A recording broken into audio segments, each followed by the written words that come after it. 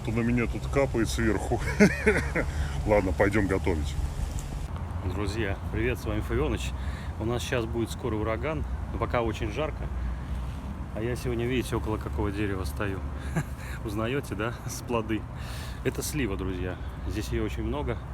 И сегодня будет тема, друзья, связанная с деревьями, связанная с кухней. Так что, если вы любите мясо, рыбу, давайте одну попробую. Потом котлеты рыбные, котлеты рыбные.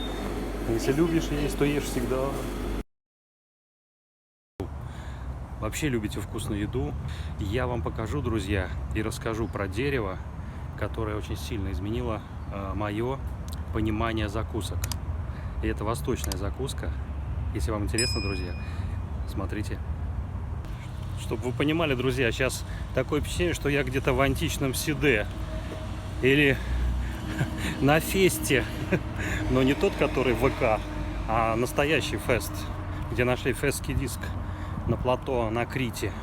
От асфальта такая жара, друзья.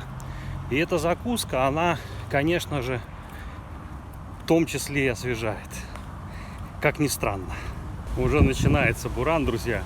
Так вот, основным ингредиентом этой закуски является лук. И кто смотрел сказку про Чиполлино или слушал, да? Чиполлино, итальянское слово. Луковый человек, да? Ну вот сегодня Фавёныч будет луковым человеком, но необычным.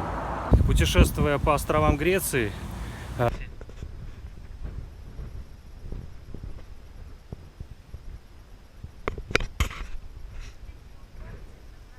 ничего не обвалится, там вон еще идти вперед, скала еще, люди ходят дальше. Вон, видишь, 3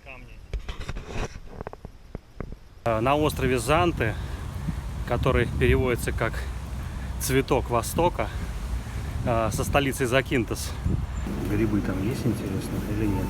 Так вот, знаменитый закинтосский так называемый лук, он прирастает именно на этом острове. В Греции вы его сможете купить, он значительно дороже любых луков.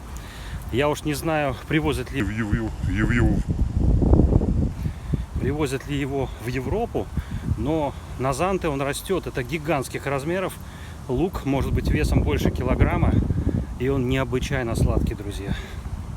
Вы спросите, как Фавёныч, лук и фотография связаны, друзья.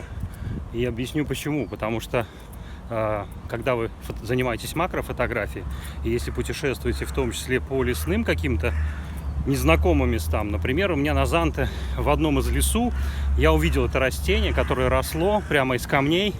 Попытаюсь найти эту фотографию. Это просто был лук. Вот лук и лук.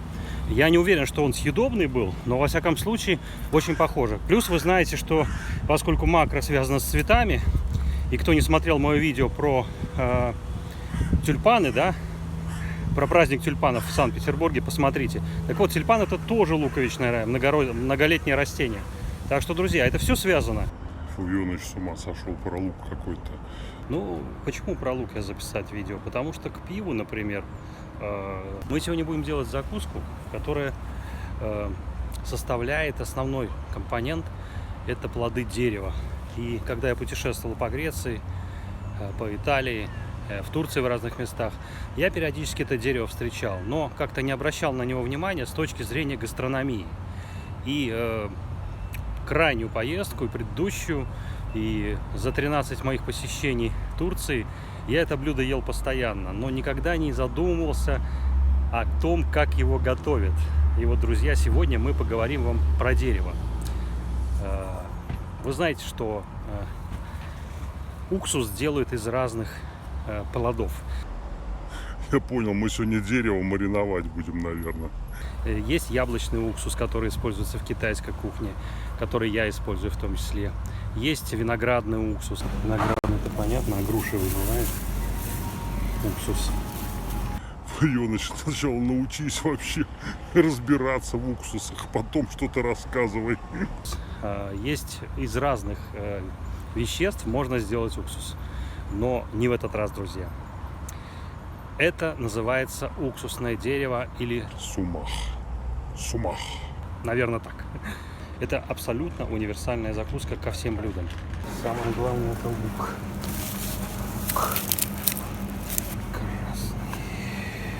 Фуёныч, не парь нам мозги. Просто залей все уксусом и все готово. Действительно, когда я готовлю, например, маринованный лук к селедке, да, ну селедку вместе с маринованным луком или еще какие-то блюда. Под селедочку тоже лук пойдет хорошо. Да. Селедка под шубой, кто готовит. Да, действительно используют уксус. Просто берут, льют туда уксус или вымачивают в уксусе день, два, три, он там маринуется. Но это слишком просто, друзья, и это совершенно другой вкус. Тут на меня тут капает сверху. Ладно, пойдем готовить.